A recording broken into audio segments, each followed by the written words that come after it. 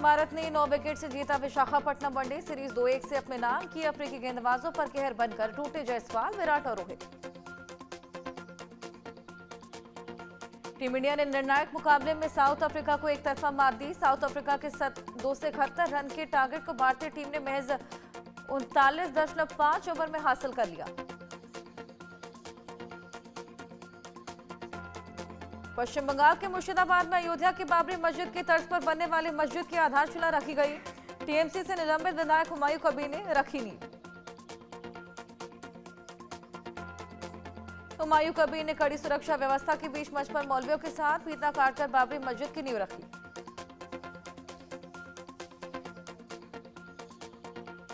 बंगाल के अलग अलग जिलों से लोग ईंट लेकर पहुंचे, कोई अपने सर पर तो कोई ट्रैक्टर ट्रॉली और कोई रिक्शा से ईंट लेकर कार्यक्रम स्थल पहुंचे। बढ़ते विवाद के बीच इंडिगो का पोस्ट कैंसिलेशन के बीच सभी का रिफंड खुद हो जाएगा।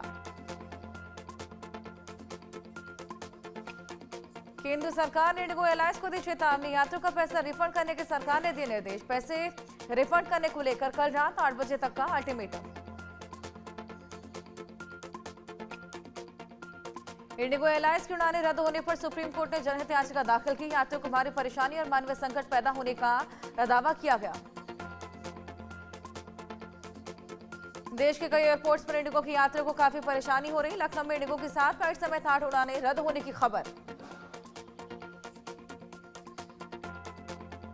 गुजरात के अहमदाबाद एयरपोर्ट पर बीती रात 12 बजे से आज सुबह 6 बजे तक 12 अराइवल और 18 डिपार्चर फ्लाइट कैंसिल होने की खबर। मुंबई एयरपोर्ट पर सुबह 9 बजे तक इंडिगो की 109 फ्लाइट कैंसिल हो गई।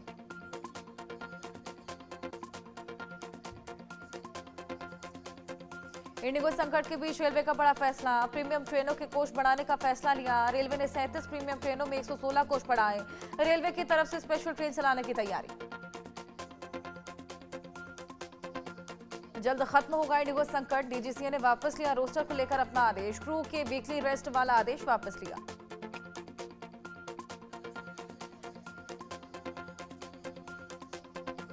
इंडिगो संकट पर सीईओ पीटर एल्बर्ट्स का पहला बयान, बोले 100,000 से भी ऊपर फ्लाइट कैंसिल हुई है। 5-10 दिन में सामान्य होंगे हालात।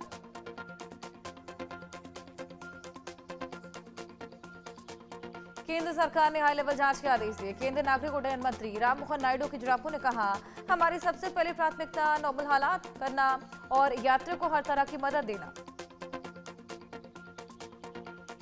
हैदराबाद में विमान को बम से उड़ाने की धमकी। शमशाबाद हवाई अड्डे पर प्लेन को बम से उड़ाने की धमकी मिली। एयर इंडिया फ्लाइट के यात्रियों को विमान से उतारकर आइसोलेशन वार्ड भेजा गया।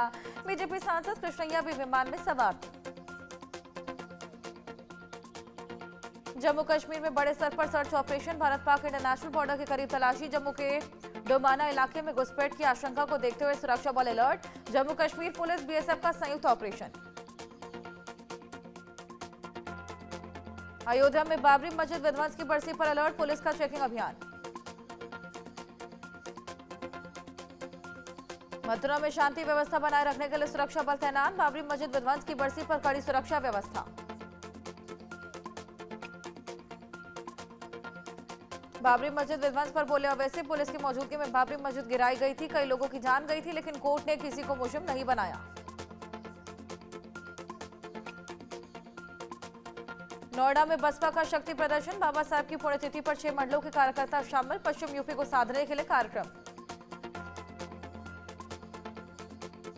आगरा पहुंचे एसपी अध्यक्ष अखिलेश यादव। शेख सलीम चिश्ती की दरगाह पर चढ़ाई चादर। डिम्पल यादव और जया बच्चन भी मौजूद। 2012 में अखिलेश ने बांधा था मन्नत का धागा।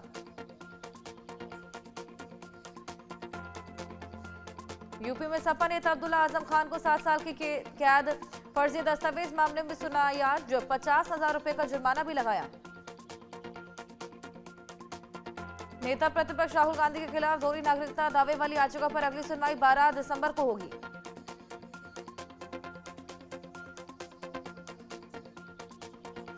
बीजेपी नेता एस विघ्नेश शिशिर ने कहा, राहुल गांधी पर आरोप लगाया कि उनके पास 2 पासपोर्ट है। साथ ही राहुल के पास भारत और ब्रिटेन की नागरिकता भी है।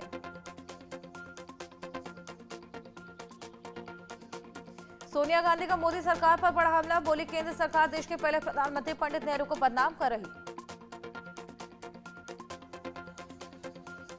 सोनिया गांधी ने कहा, मोदी सरकार का मकसद सिर्फ नेहरू को मिटाना नहीं बल्कि देश की सामाजिक राजनीतिक नींव को भी नष्ट करना है। आसाराम जमानत मामले में शुक्रवार को सुप्रीम कोर्ट में नहीं हुई सुनवाई। शाहजहांपुर निवासी दुष्कर्म पीड़िता के पिता की याचिका पर अब सोमवार को सुनवाई होगी।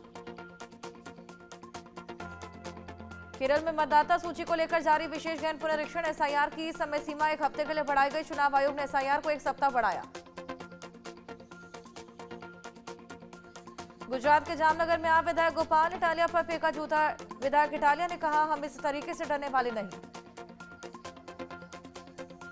लोकसभा में हेल्थ सिक्योरिटी से नेशनल सिक्योरिटी से इस बिल पास। पान मसाला सिगरेट पर लगेगा नया टैक्स। टैक्स का इस्तेमाल नेशनल सिक्योरिटी में होगा। बिहार के मुख्यमंत्री नीतीश कुमार जेडीयू सदस्यता अभियान में शामिल हुए। राज्य में सदस्यता अभियान चलाया जा रहा है।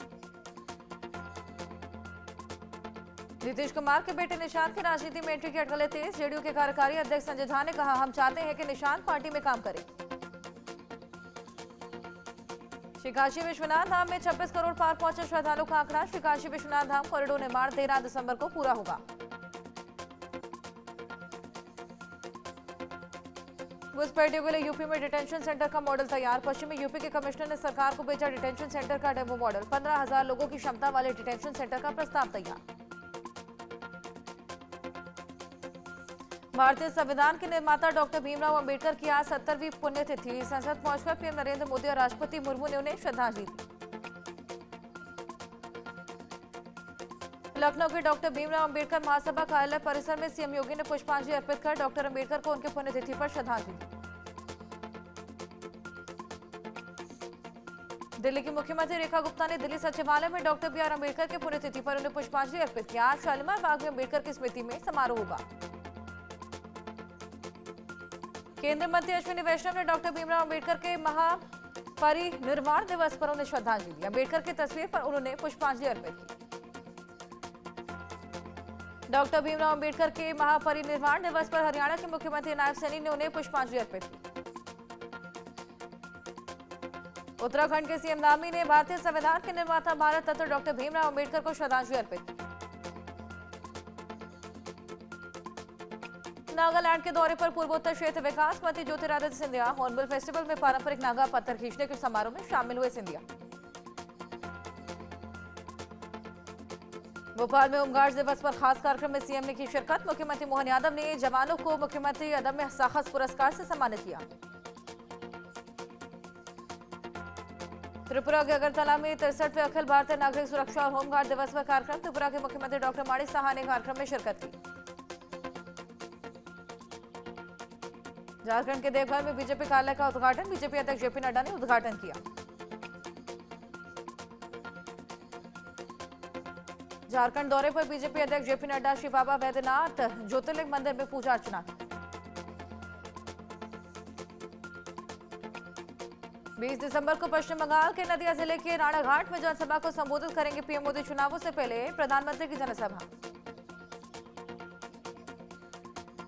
संगठनात्मक गतिविधियों और 2026 के विधानसभा चुनावों से पहले पीएम मोदी का बंगाल दौरा है। नादिया जिले के सांस्कृतिक और ऐतिहासिक महत्व को ध्यान में रखकर पीएम ने सभा की।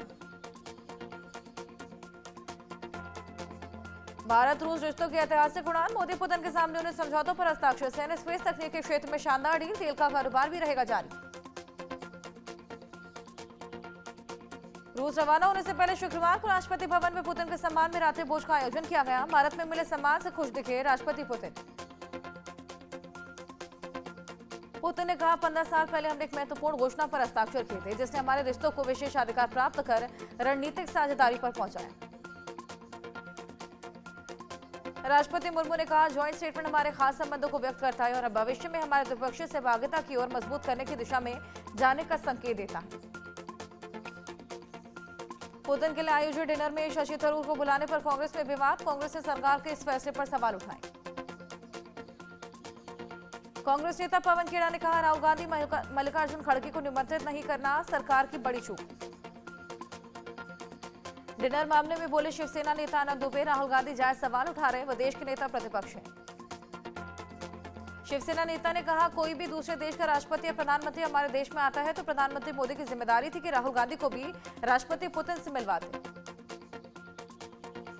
कांग्रेस नेता पवन खेड़ा के बयान पर मनोज तिवारी का पलटवार। मुझे लगता है कि कांग्रेस के सोचने का तरीका गलत, वो लोग चीजों को उल्टे चश्मे से देखती है। शशि थरूर मामले पर बोले मनोज तिवारी, कांग्रेस के ऐसे कोई सदस्य नहीं जिसकी सेवा उनके ज्ञान के आधार पर भारत सरकार ले रही। कांग्रेस पार्टी को इससे क्या दिक्कत। सुप्रीम कोर्ट के आदेश पर सोनाली खातून को उनके 8 साल के बेटे को बांग्लादेश से वापस लाया गया। मानवीय आधार पर सोनाली को भारत वापस लाने का सुप्रीम कोर्ट ने आदेश दिया।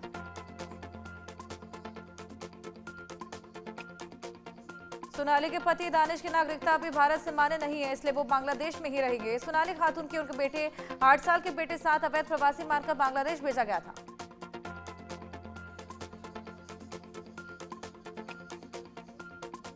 मेरठ पुलिस का आज एक ऐसा चेहरा सामने आया